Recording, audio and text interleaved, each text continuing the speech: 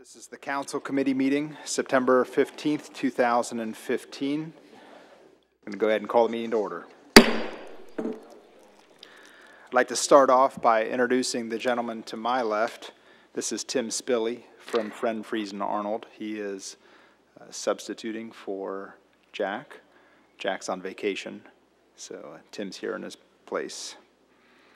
The first item we have on the agenda is under administration. Mr. Howard, Ms. Cahill, the light duty program. Yes, Mayor. I'm going to turn it over to Missy Andrews, who's going to explain what this, why this has been brought up to our attention tonight, and then discuss it from there. So, Missy. Okay. Frank actually brought this to my attention. There was a court ruling regarding workers' comp and the payment or the amount that the employer could or could not receive back. Frank, do you want to expand on that or talk about that? Yeah, it involved a situation much like Erlanger where an employee was injured during his recovery. He was restricted to light work. The employer, city, brought him back with light work, paid him, let's see, the figures are $532.87. His average salary before the injury was $725.75. He was getting workers' comp awarded him temporary benefits of $483.83. You add his benefits to the light duty wage, he was making $1,016, whereas before the injury he was only making $725. So by virtue of the injury, he was making almost half again, maybe not that much, of what he was making before. The city argued that they should receive a credit against their workers' comp liability for the amount of light duty work that the employment that they gave him. And the court said, no, you don't get a credit. The statutory language isn't that broad, so the employee gets to keep what you paid him and also get his benefits too. The question is, I think I'm expressing this correctly, is does the city want to change their policy in light of this decision, or do you want to leave it the way it is? Okay, and that prompted me to do some research. We currently have what we call a transitional duty policy. So if its employee is injured, whether it be on workers' comp or just regular short-term, long-term disability, we try to get them back in here as soon as possible. And the transitional duty means that if there's nothing in their department, no light duty in their department, we would bring them back into another department. Hey, Missy, would you mind using the microphone? It's just not. Can everybody hear okay? Let me put it up here a little higher. Okay. Can you hear me? Can you hear me now? No. You guys hear? Can you hear me? I can just okay, talk great. louder. Good. I can get loud. Anyway, it caused me to take and look at and do some research on this policy. I talked to some other entities, the sanitation district, water district, other cities and stuff, and took a look at their light duty policies and made a revision of a light duty policy versus the transitional duty policy. So I thought we needed to probably get rid of transitional duty altogether and then just go with a light duty policy. You all have a copy of each policy in front of you. It's very short. The light duty policy, if we assign someone, it may include a reduction in the full-time equivalency, limiting or altering the duties of the employee in the existing position, or a temporary assignment of the employee to another position, which they're actually qualified for, but may be physically capable of doing where they wouldn't be physically capable of doing the regular duties. And for instance, police officer, they may not, they may have an injury or something that would cause them to not be able to get out on the road and in and out of the vehicle all the time or anything like that, but they could do desk duty. light duty, maybe detective work or something like that. So that's what the light duty is, policy that we've written is those type of things. One of the other changes, it actually is intended for employees that are recovering from an injury or illness. We have taken out the workers' comp. If they're on workers' comp, they're not coming back until they have been released by the doctor. Our transitional duty policy had them where if they were on workers' comp or short-term, either one, they could come back into light duty. This one, the light duty policy that I'm proposing is it just for those employees that are have come back for medical reasons or something, not workers' comp injuries, just say someone needs their shoulder surgery on their shoulder or something. It's not job related, but they would be out on short-term disability. So this is for them to come back on light duty. So we would eliminate that issue altogether with workers' comp and you know, bringing the employee back if we don't have them come back at all on workers' comp. Yeah, I've probably confused everybody. When we wrote the first one, we had talked about this a long time. When we wrote the first policy, we revised it last year, year and a half ago, maybe. When we first did that, we took out the whole part because what we thought about was on the work-related injuries, our workers' comp rate and all those things. You know, the time off counts for that and what expense we go to pay for our workers' comp insurance. So what we wanted to try to do was make sure that those people that were on workers' comp got back to work as soon as possible. Then this court ruling came out and saw this, so it kind of precipitated that change into, you know, they're on workers' comp, it's work-related, you come back full duty or nothing. Yeah. So there may be we may lose some more time than we didn't lose in the past because of that may have something to do next year with our rates. We'll just have to track that and see if, in fact, we maybe need to look at that again. Absolutely. Well, it was my understanding when I was talking to you, Miss, if we do offer the light duty, we're gonna restrict it up to 4 weeks, right? Well, there is it will say up to 4 weeks, but it also says that can be adjusted depending on the circumstances. The initial amount of time is 4 weeks. That would be, we have a police officer that's expecting. You know that they're going to need to have light duty longer than 4 weeks. With the light. Hey, Bill, do you mind trying to speak into the microphone, Bill? What's that? Can you speak into the? Oh, I'm sorry. Thank you. As far as the light duty is concerned, though, were we not talking about keeping it in department rather than? Yeah, there will not be any more transitional duty where it would go if they didn't have a position or an opportunity in the one department, that it would go to another department. The employee would go to another department. We've taken that out altogether. Makes sense. Missy? Yes, ma'am. Okay, so if you have a job-related injury, that's the workers' comp, right? Yes, ma'am. Yes, okay, and then they would collect that until they actually came back. But if they were injured somewhere else, is that where we're talking about the light duty? Yes, ma'am. Okay. It's injury or illness. You know, maybe they had to have a surgery or something like that. Baby.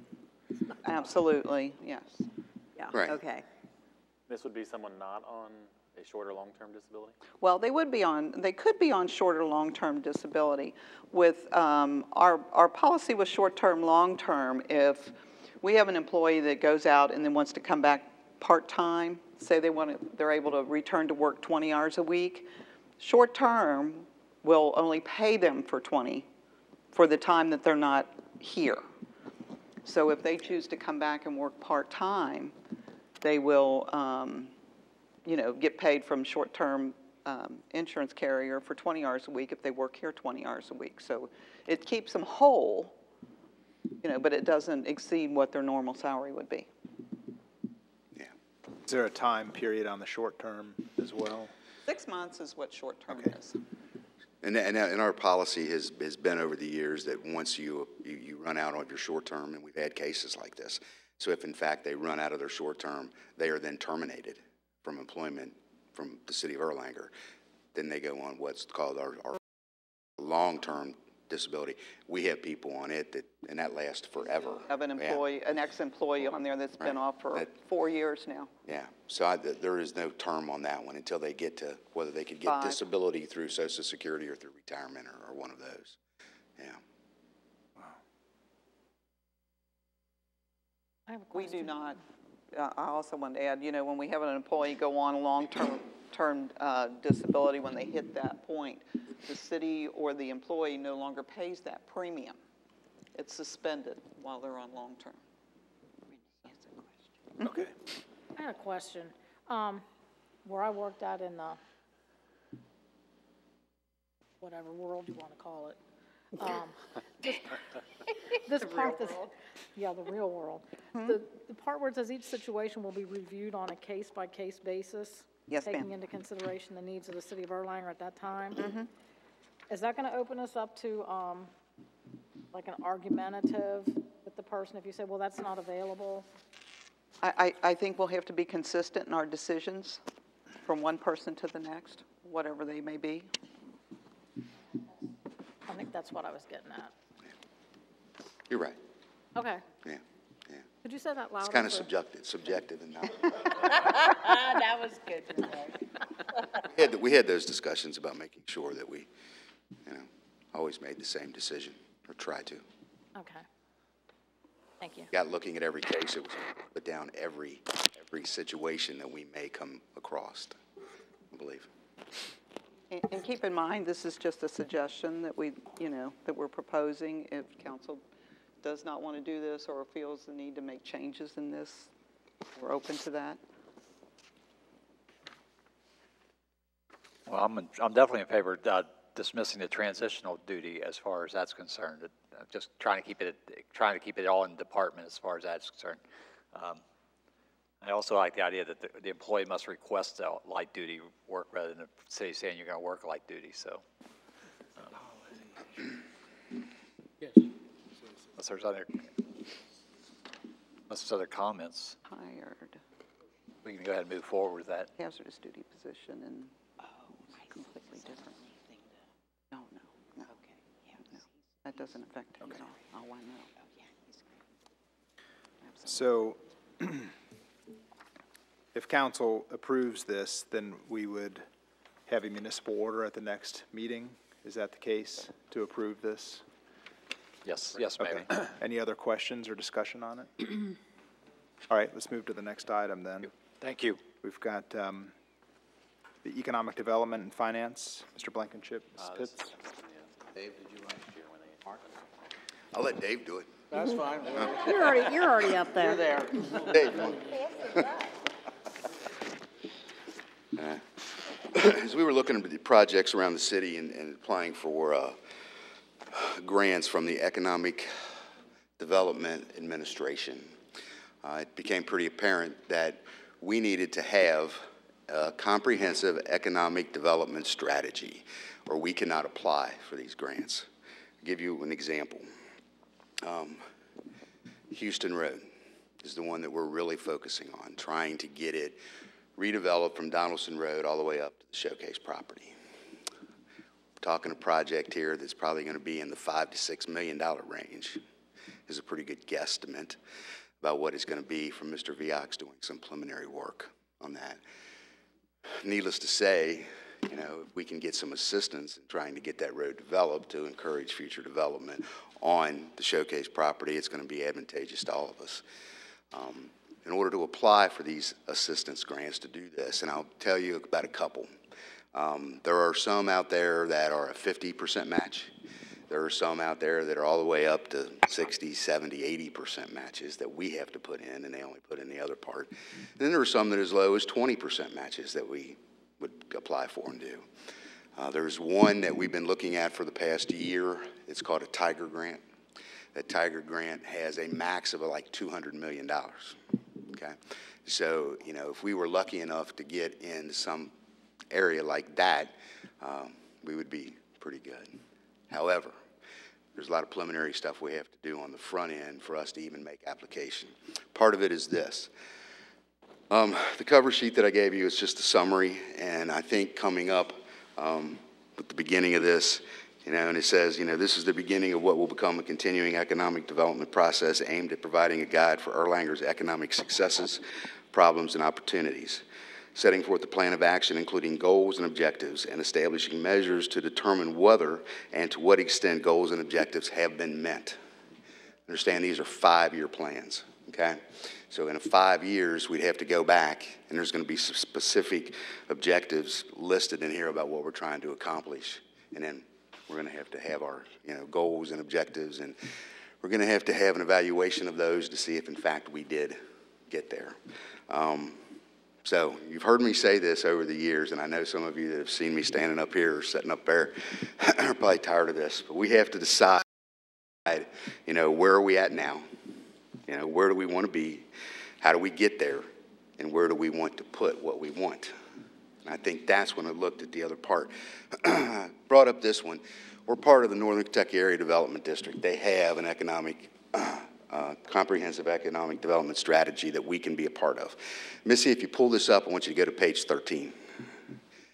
It's like 60 pages long, so when you don't have anything to do at night and you want to read it, go right to their website. It's right on the front page. Click on it, open it up, and do it. What you're going to see on page 13, this is a list of projects, okay? Our projects have to get on this list if we use their comprehensive strategy, okay? Now, if you look at some of these, there's some very small ones, there's some very large ones. When they talk about major projects and other ones, Ben Spence Bridge is the very first one that they talk about, the whole region and what it'll do economically for the region. But these are some of the individual ones that, your projects are going to have to be listed. So what we need to do is come up with which projects we want to get included on this list, okay? Then on our side, on the other part of this, I think, and that's the summary part of this beginning that I just wanted to say, I think then we need to come up with that plan. Okay, this will be the strategy, then we'll come up with the plan for our city of Erlanger economic development plan. So we need to be able to get our projects on here. Okay, I already took the liberty of putting the redevelopment of Showcase property on there. The reason I did that is because this was updated last Friday. Okay, so for the next update, we need to decide how to get our other projects on here if, in fact, we want to put more projects on here. I went ahead and took the liberty to do that, so you all can blame me for that one. But it had to be done by last Friday. It had to be submitted. I didn't know that until Wednesday of last week, so I just went ahead and said, well, we need to put Showcase on this list. But you can look at some of these. I mean, if you look at some of the ones that Pendleton County has, you look at, I think Carroll County actually had putting in a heating and air conditioning system in their courthouse HVAC replacement for Carroll County. I mean, those are some very, very small projects. The projects that we're talking about, we obviously want to be much larger in scope than what that is. So I just took the liberty of going around. Of course, Showcase was the #1. So on this list of properties or possible projects on here, I didn't do too good a job typing, did I? Anyway. Road. Yeah, Houston Road. Anyway, so we're looking at all those. So I just took the liberty, and David and I, we looked over and thought, where are all the areas in the city that maybe we would want to do projects? Didn't have any specific ideas in mind about what those projects may be or what they were. These are the areas that we came up with. Now, we can work on these at some point in time and come up with some other ones, some real details into what's doing. But we got looking. So let's look at Houston Road, just for an example. And we were talking about that. So Houston Road, what do we have on Houston Road, and what do we want Houston Road to look like? What would we really like to encourage to be along Houston Road, especially at the intersection of Donaldson? We got Beacon Orthopedic that's there already. And we've already got that medical use that's there. We have a college that's there, that's inside that same building. What does it do? They do all pharmacy tech stuff. They do medical assistance and those kind of things. So it's all medical again. So maybe in our plan would be that what we want to try to encourage or what we want to try to recruit to that area are medical uses. I'm just throwing this out. You can go on down and on Vioxx Drive. Look at Vioxx Drive. What's at Vioxx Drive? You got the nursing home, Villa Springs. You also got the other properties that are in that are owned by a developer that, you know, we've had conversations with that want to probably build some kind of office buildings back there. You know, don't know exactly what those would look like. So those are the kind of projects that we would like to encourage to be there. Villa Springs talked about expanding at one point in time. Talked about building some independent living, some assisted living, some more senior kind of living back there. Maybe we want that. But I think those are conversations that we need to have, you know, just those types, and decide what it is that we want. And then develop that plan to get these on this list. Because trust me, when you start reading this, we don't want to develop this on our own. Yeah, I really don't think we do. So then, And we don't have to. We can use this to do it. Go ahead, sir. I'm sorry. so then somebody goes through here and funds these projects? I mean, is that what the NKADD does? No.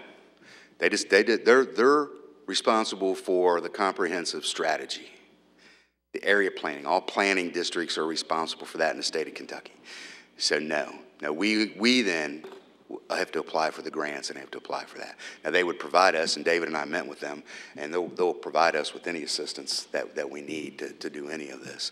But they've already done this work, and if you look at the first few pages of this, there's some real in-depth work that they've done.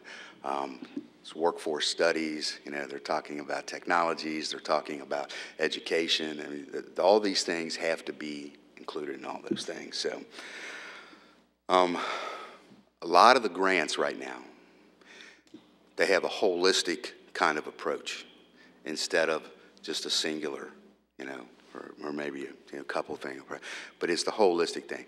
What they want is, you know, what makes the community more livable? What is that whole scope of what it is? And when you're going to talk about economic development now, you're not only talking about trying to bring in new business. What is economic development? Well, kind of the definition they're using now is anything that would gain net profit. That could be, you know, redevelopment of a rehab of a house that now is going to pay, you know, the property tax, it's assessed better, it's assessed whatever at a higher rate, so it's going to pay more. Anything that has that net gain. So not only are they looking at economic development as retaining, expanding, recruiting businesses into your community, they're looking at other things also. So as far as infrastructure, if we were looking to redo sidewalks, and I know the mayor and I have talked about that a little bit, sidewalks, walking trails, does that make it more livable? Does it make it more, I think, resident friendly and some things, especially with now we're talking about all the, you know, healthy lifestyles that everybody, as long as you can put all of that in together, and that's what they're looking for in these applications, of trying to figure out how all the pieces fit together. That's why on the bottom, when we talked about, you know, yeah, again, I guess before I start printing these out, I need to look at the, you know, what's that second one I put down there? House what? Housing? Is that supposed to be housing? But it's not, is it? The mayor saw these too, and he didn't. I'm just sorry. I'm just kidding. You should have corrected it. Yeah. Anyway. Huh? Yeah. Yeah, he's my proofreader. Right. Yeah. So anyway, I think along the line, so I wanted to you know, get some feedback or start talking about this, and at least maybe we talk about a planning session at some point in time. I know we've talked about it, trying to get this done before the end of the year. Before the end of the year of getting this done. But I want you to think about projects and think about things that we want. Yeah. And I've always said this, and I believe this forever. We are not Florence. We're never going to be Florence. So forget about us being Florence. Crestview Hills, we're not Crestview Hills. We're never going to be Crestview Hills. You know, and I know we've talked about dollar stores, and Patty wants to kill me. I think that's how she broke her wrist, was hitting me. But you know what? Maybe we are the dollar store capital of Kentucky. I don't know. I'm not saying that's a good thing. I'm not saying that's a bad thing. But what I'm saying is, if we got developers that are out here and they're wanting to spend money and they're wanting to redevelop or they're wanting to build, you know, yeah, where they go, yeah, maybe we ought to try to cluster those, in certain areas or do whatever, but, who are we? Who do we want to be? Renaissance is gone from Dixie Highway now. Do we have a vision for Dixie Highway and what it's going to look like, or what we want to try to encourage to be there? Those are all kind of things we need to decide and put in this plan. So, okay. She always raises that hand like this so nobody can see her. No, that's okay. So, I like your idea of medical needs, because we already have some medical there. The nursing home expanding, that's a big deal, because there's not enough assisted living, there's not enough. Yeah, we know that, don't we? You and I both know. Yeah, that we there's know not that. enough assisted living, there's not enough, independent living for elderly. I mean, if they expand, that would be big. Give, other medical, whatever places chances to come into northern Kentucky. And if you have that, then you probably would need a couple restaurants, because people are going to want to eat, and I could see that building up with like a start of a medical, I think is a great idea. Well, I think that we need to look at each area and decide what what's there, what's existing, what's existing now, what are the needs, and what are we going to do? We're going to come up with, and department heads are supposed to be getting back with me tomorrow, but comes down a basic survey to send out with the tax bills this year. And one of the questions that we've come up with is a question that says, and asking the residents, what is our community lacking? What is it that you would like to see us try to go after to get here? In a nutshell, that's the question. We're trying to figure out exactly how to word that question right now to get back the responses. But, getting public input, what is it that you would like to see the city do? And so we've broken it down into some categories about what it is. And I have talked about this a lot. We have a lot of property that we have acquired over the years. What is it that we do with that property? I think we need to have a plan about what we want to do with that. It may be simply we surplus it and we sell it. It could be as simple as that, or we try to develop it some way, or we use it for our own use as a public use of some kind. There are a lot of different things that we need to decide about which, where we're going to go and how we're going to, what we're going to do with just those certain things. But I think looking at the areas, seeing what's there, seeing what's taken hold, and doing it. Every one of those doctors up there at Beacon, they do all their surgeries across the river. And they come here, they do some kind they were going to do, and I think we did lose this one eventually. There was going to be some testing equipment that they wanted to buy. Well, the state of Kentucky does not give any kind of incentives or tax breaks for investment in medical testing equipment. They approached us and said, is there any kind of breaks we can get, because we want to do this? There was none. The state doesn't do it. Now the state probably is going to rethink that at some point in time, hopefully, since it's so much of our gross national, product that we deliver, healthcare. At some point in time they're going to look at that. But the only thing they do now is manufacturing equipment. So I think the state will look at that at some point in time and change it. But they were looking to expand here or expand in Mason, was it? Okay, on the east side of Cincinnati somewhere. Of course, the state of Kentucky didn't give anybody, didn't give breaks for these MRI machines or whatever it was that they wanted to do. We didn't have the ability to do anything. And of course, we probably wouldn't be able to compete with the whole state anyway, of Ohio, to be able to do something like that. But those are just the simple little things that make or break whether they want to be here. We were up there talking, and those doctors would love to have a surgical center right next door to their office here. They would love to have that. It's the hoops they have to jump through in the state to try to get that here and get it approved and do some things are a lot. But anything we can do to encourage those kind of things, because they've got an investment here. They've got an investment. They're not going to walk away from that one. At least hopefully not. As council can do to help that? Is there anything as we as council can do to help that, some of those hoops they have to jump? As far as? With the state? With the state, yeah, hopefully encouraging them, and I think with our representatives, encouraging them to offer those kind of incentives that they offer, the same as manufacturing. So I think it's a long path. I think it's a very long path, but the immediate need is for us to be getting our projects on here, and those projects, those one or two, whatever, we're going to narrow it down to. Then we do that with the plan on the backside. We know Houston Road, we know Showcase, we know those. That's the one main one that we've been talking about forever. You know, whatever we want to try to focus on next or do. Because these grants run differently. You know, it does us absolutely no good, and we were looking at this. There's another EDA grant out there, and Dave, what is it? It's a $5 million limit, is it not? It's $5 million max that you can apply for, and it is a 50-50? I think it's 50-50 split. There is no reason for us to apply for that grant for Houston Road. There's just no reason for us to do that. You know, now, the Tiger, on the other hand, you know, there would be some reason for us to do that, where we can get one that's going to go up and more. Because, well, I think they said it was like 1.7 was the average on the EDA grant. It was like 1.7 million was the median grant that was given out last year. So they're not giving out $5 million. They're trying to fund more projects, and the more projects they fund, the more people they obviously make happy. But they're doing them at a lower amount. So, you know, I think if we're going to look at those projects, we need to look at which grant we want to go after, because they're not easy to write. Not these.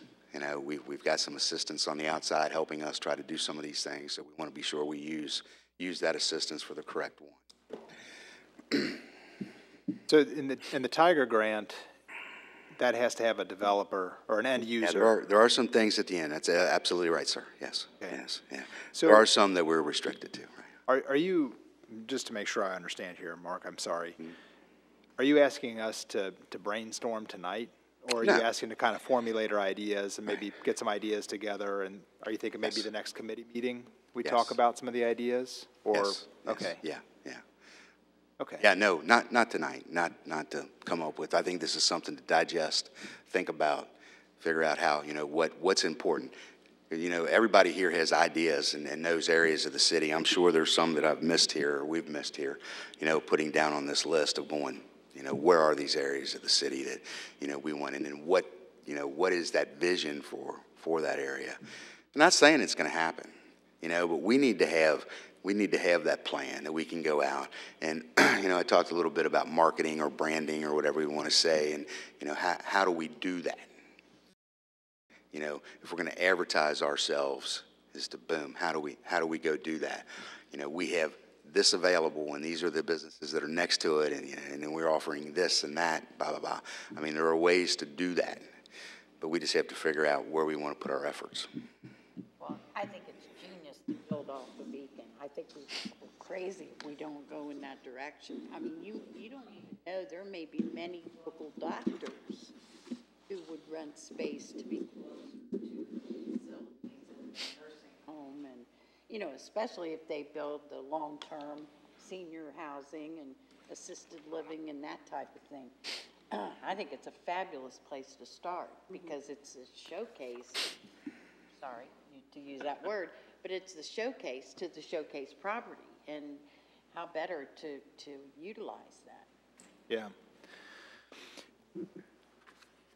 So there is I'm not familiar with the grant that is available for manufacturing, but it seems like what a good idea may be to put together a resolution that maybe we could present it to the mayor's group and try to get some of the mayors on board to appeal to some of the state reps, but to try to shift that so it doesn't just apply to manufacturing. If it could apply to medical, Right. like, oh, that would be fabulous. be an explosion in that area. We can work on that.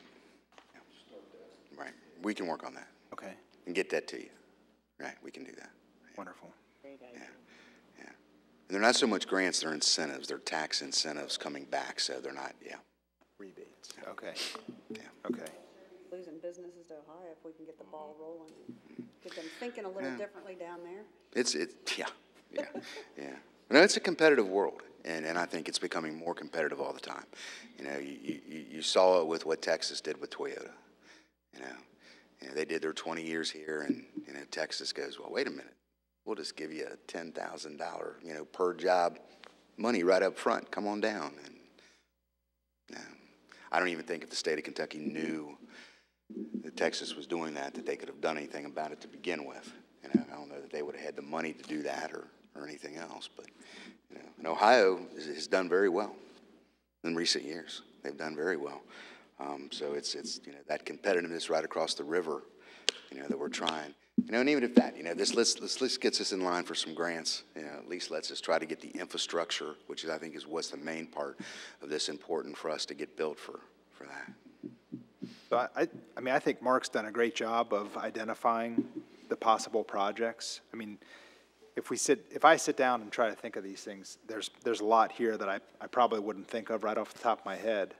But being that he's identified them, I think it makes it easy for us to maybe brainstorm, put a couple of different ideas of things that we might think would be a good spot for some of these, or a good fit.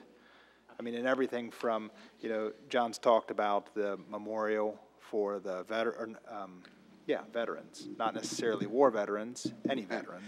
City of Independence has an amphitheater on here. So why not have a memorial park on here? I mean, yeah, it's the same thing. Don't they have an amphitheater? It's on there.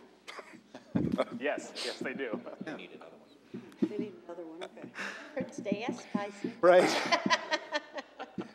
Yeah, Pendleton County has a volunteer fire department generator on there.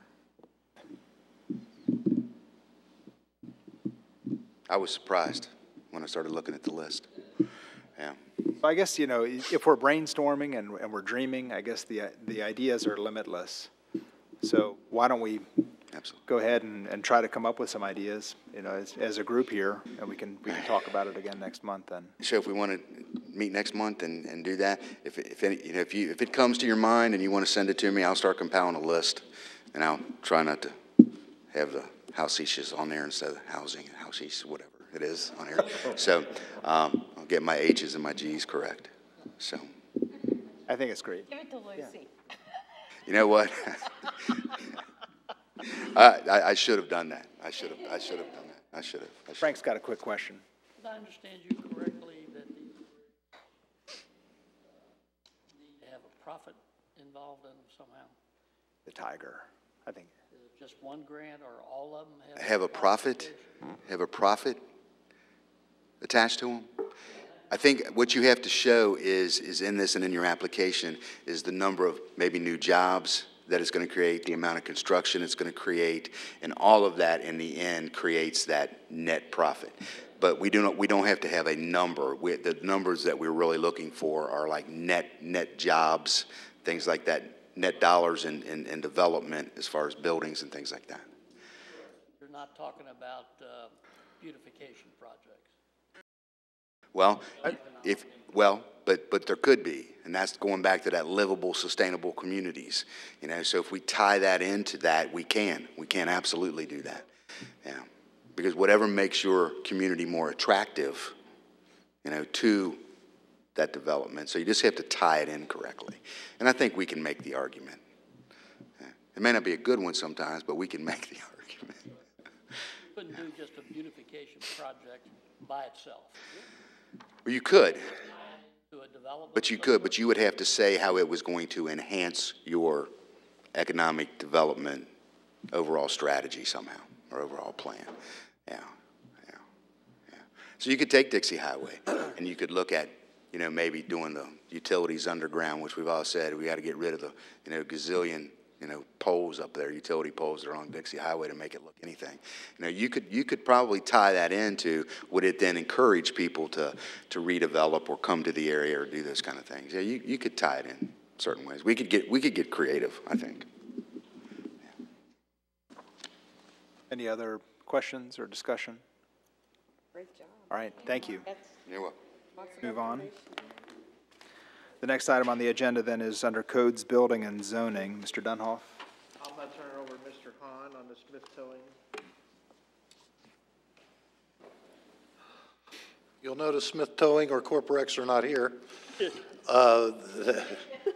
They pushed it all, they have requested that it be pushed back another, or Corporex has requested it be pushed back because Corporex requested when they were talking that Smith Towing give them a set of plans so they could have a better look of just how the roof lines and such would look on the project. Smith Towing got Corporex that approximately 2 weeks ago, and Corporex has not had a chance to look at them. So Corporex has requested that that the meeting be put off until October the 20th, which is our next committee meeting night, which I said should not be a problem. But I did tell them that, you know, this has been going on for quite a while. We need to do something, and both parties agreed, and happy that they assure me that it'll be done in October. So both parties have done what they're doing or supposed to be doing, and they both apologize that they weren't here or couldn't be here, but hopefully we end up getting a good product out of it by the October meeting. So, All right. yes, the October 20th, yeah. Yeah, the committee meeting. Committee meeting night, All right. yes. Yeah. One way or another, and they both understand that, and they'll both get that done, so. Okay. Wonderful. Thank you. That's Any it. other questions or discussion? All right. Thank you, David. I had a couple other quick notes I wanted to throw out here for you guys. This Saturday is a mayor's group meeting in Fort Mitchell. There will be a tour of the new city building, if you're interested in that. But the reason I wanted to bring it up is because we've had this issue ongoing with SD1, and SD1's created an interlocal agreement, and it is a, I don't know, I guess to put it lightly, it's a very one-sided agreement. And basically, they're allowed out anytime. They really don't have any responsibilities if they run out of money for the, this is mainly talking about the connection repairs, the, you know, the laterals that are under streets and things like that. So there's going to be a presentation at this mayor's group meeting, trying to help formalize some of those ideas. It's actually being put together by Friend Freeze Arnold. And I'd invite any of you to come out and join us. It's at 9 o'clock, Fort Mitchell. Breakfast is included. It usually is geta and eggs and coffee and all kinds of good stuff. So I'd welcome you out if you'd be interested. All right. Tyson, I'd like to commend you for fighting them on this. Well, thank you. You know, I mean that sincerely. I mean, I really feel like everybody's been railroaded. Are you paying me? Yeah. I'm paying for my mums I ordered. So it's gonna take more than that, Patty. Yeah, you know, I guess my ultimate issue on this is I still don't feel convinced that this was a responsibility that SD1 really had the right to give up. You know, they've kind of pushed off their responsibility on it, and I really don't feel like. Well, as a citizen, if people were really aware of what it could cost them individually, they would probably faint dead away. Right. You know, especially when you live in an old neighborhood like Jim and I do.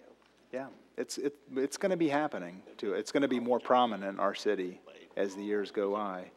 I mean, Mr. Viax, I mean, correct me if I'm wrong. When Erlanger had the responsibility for the sewers, we had the responsibility for the cost of everything that was outside the property line. That's correct. Yeah, so, you know. We assumed when they took over our system, they were taking that same responsibility. And so what SD1 has said, yeah, your responsibility ends at the property line for everything except for this sewer lateral, you know, to where it might tie into our public line. And, you know, it's just not the way any other utility is looked at. You know, if it's your water line that has a leak, your responsibility begins at the meter. That meter might be 100 feet up on your property, but your responsibility starts at the meter. The same way it goes with your gas line, with the electric, everything's like that. Well, we don't meter our sewage. So they've taken the, you know,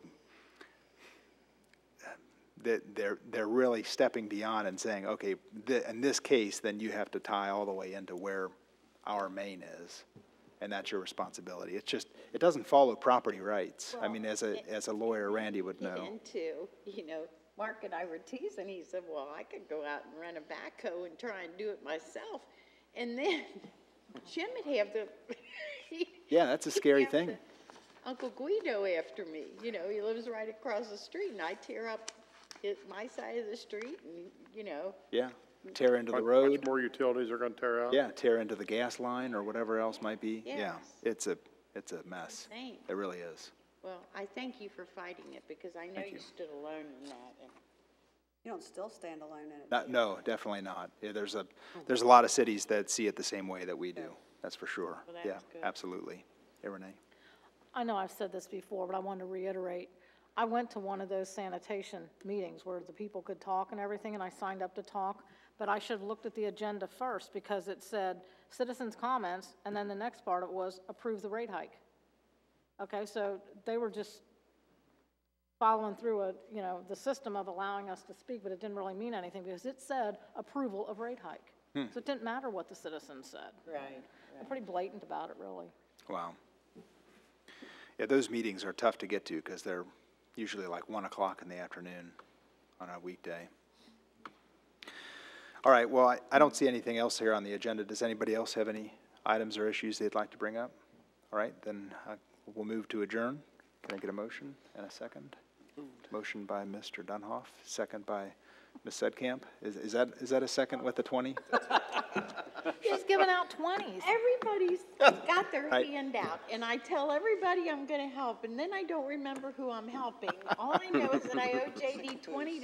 No, you Oh, the owe- caboose. No, you owe it to the caboose fund. You owe me I challenge 50. anybody on That's council right. $20. That's No, right. I owe Jim 50, and I just bought mums, and. All right. All in favor of adjournment? Yep. All right. Meeting adjourned.